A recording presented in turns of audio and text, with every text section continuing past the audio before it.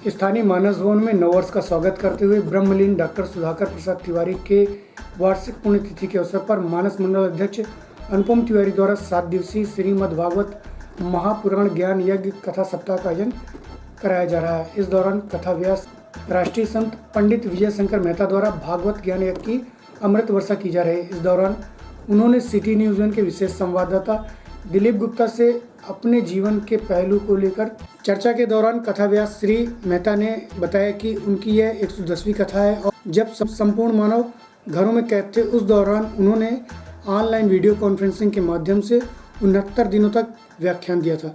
लगातार 20 वर्षों तक पत्रकारिता करने के बाद विगत 12 वर्षों से लगातार उनके द्वारा कथा वाचन किया जा रहा है। प्रस्तुत है वार्ता के अंश।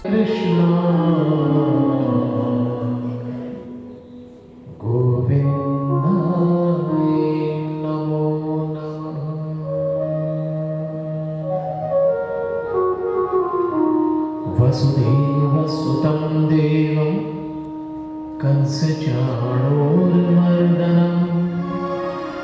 देवकी परमानन्दं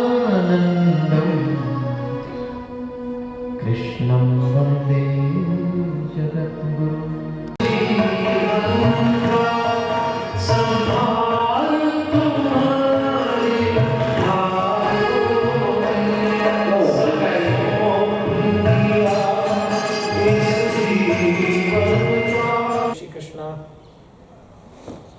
मैं रीवा में श्रीमद् भागवत महापुराण की कथा करने श्री अनुपम तिवारी जी के परिवार की ओर से आया हुआ हूँ। उज्जैन में रहता हूँ। ये मेरी 110वीं भागवत कथा है। पिछले 12 वर्षों में मैंने कोई 4500 से अधिक व्याख्यान दिए, कथाएं की। मुझे रीवा आकर बहुत अच्छा लगा। लॉकडाउन के और अनलॉक के बाद पहली बार मैं कथा करने निकला। जब सारी दुनिया और ख़ासतौर पे भारत के सामने जीविका और जीवन का संघर्ष चल रहा हो, ऐसे समय अध्यात्म बड़ा सहारा है। जीवन बचाने जाते हैं तो जीविका दांव पे लग जाती है, जीविका अर्जित करने जाओ तो जीवन दांव पे खतरा भी बना हुआ है।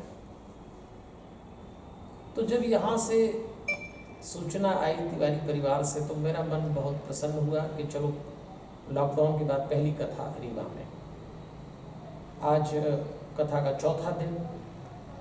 जो श्रोता है ऐसा लगता है कि रीवा की धरती पर एक अपना ही प्रबुद्ध भाव है कुछ इस धरती पर। यहाँ कथा करना अच्छा लग रहा है।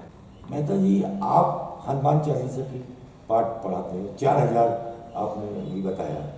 आप हनुमान भक्त कैसे बने? हम एक ब्राह्मण परिवार से हैं, संस्कार तो पहले से थे। और मैंने 20 समय हिंदी के एक अखबार दैनिक भास्कर में 20 वर्ष संपादक के रूप में सेवाएं भी दी। तो जब पत्रकारिता में कई तरह की चुनौतियां होती हैं, तो कई बार ऐसा लगता है कि मनुष्य की अपनी शक्ति, उसकी एक सीमा है और उस सीमा के पार यदि आपको कोई महत्वपूर्ण कार्य करना हो तो एक परम शक्ति की आवश्यकता होती है। बचपन से हनुमान जी के प्रति श्रद्धा थी, रामचरितमानस में पढ़ता था तो बस हनुमान जी को याद करते। हनुमान जी को याद करने का सरल तरीका श्री हनुमान चालीसा है, वो याद थी। तो धीरे धीरे कई बार ऐसा लगा कि अपन ने प्रयास किया पर परिणाम भगवान ने दिया, तो आस्था बढ़ती चली गई। और यही आग्रह सबसे करता हूँ मैं जी।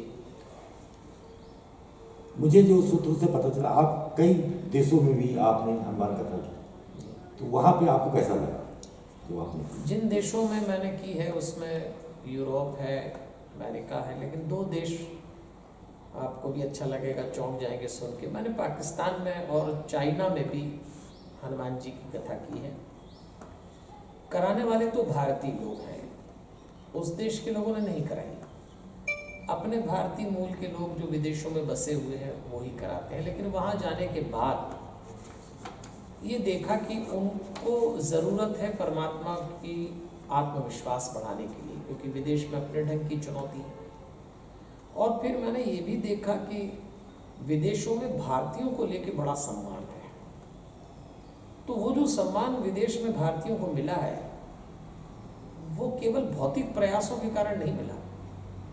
भारतीयों की एक विशेषता है, धर्म और अध्यात्म में जीते हैं और इसी कारण उनको सम्मान मिलता है। तो मुझे बहुत अच्छा लगता है जब मैं विदेश जाकर, और अमेरिका में भारतीय लोगों ने बहुत व्यवस्थित ढंग से अपने मंदिर बनाए हैं, सत्संग की व्यवस्था की है।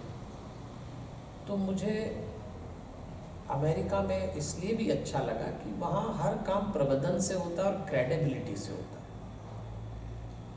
हमें वहाँ से कई चीज़ें सीखना चाहिए, मैसेज जाना चाहिए कि कथाएं हुड़दंग का स्थान नहीं है, टाइम पास करने की जगह नहीं है। आप घर में फालतू बैठे हैं, जाके कथा में बैठ गए, ये सब नहीं करिए। कथा बहुत महत्वपूर्ण स्थान होता है, अच्छे से किया जाना चाहिए। बात करने के लिए मैं तो